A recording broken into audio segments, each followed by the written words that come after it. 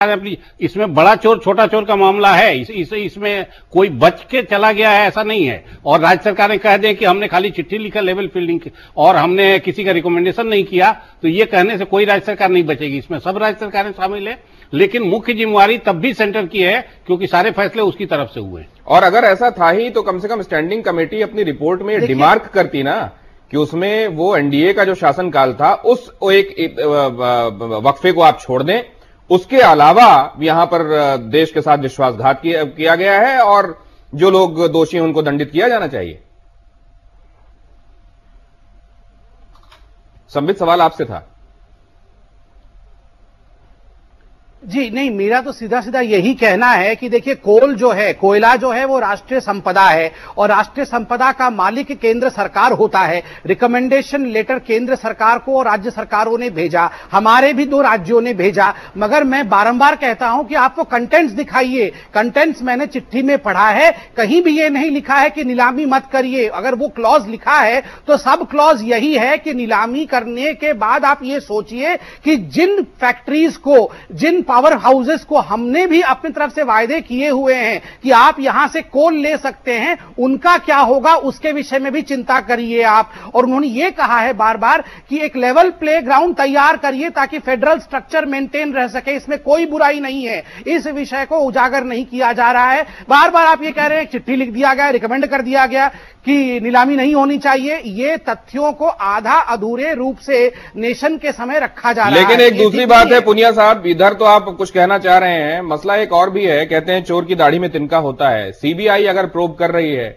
तो कम से कम उसके चीफ को बुलाकर उस रिपोर्ट को देखा नहीं जाना चाहिए और उसकी शब्दावली को अपने हिसाब से बदलवाने की कोशिश नहीं होनी चाहिए।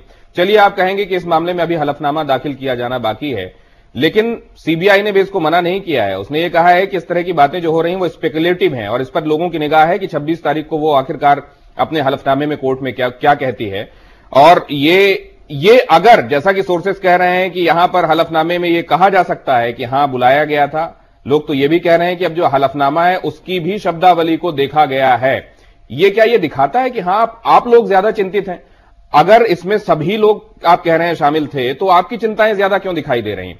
एक ब्रेक के लिए रुकेंगे और साथ ही ये भी कि सिवनी रेप कांड के आरोपी फिरोज को मनरेगा एक ऐसी स्कीम जिसने यूपीए की खूब वाहवाही की और यह भी कहा गया है कि इसको फिर से सत्ता में लौटने की एक बड़ी वजह ये इसकी फ्लैगशिप स्कीम रही। जाहिर है इसको लेकर जो मंतव्य है उसको भी लोगों ने सराहा, लेकिन क्या जमीन पर यह वैसी ही उतारी जा रही है? और अगर कैग ये सवाल उठा रहा है तो फिर इसको संजीदगी से लिया ही जाना चाहिए। हालांकि एक बार फिर से ये मसला कैग का उठाया हुआ और उधर कटघरे में सरकार खड़ी हुई दिखाई दे रही है। लिहाजा आज ये भी कहा गया कि देखिए इसमें क्या परफॉर्मेंस इवेल्युएट किया जा रहा है या फाइनेंसेस देखे जा रहे हैं। लेकिन पुनिया साहब, इस बात से इनकार नहीं है कि ये जो काया पलट हो सकती थी इसके जरिए वो नहीं हुई है और लूप होल्स बहुत बड़े बड़े हैं जिनको प्लग करने की जरूरत है।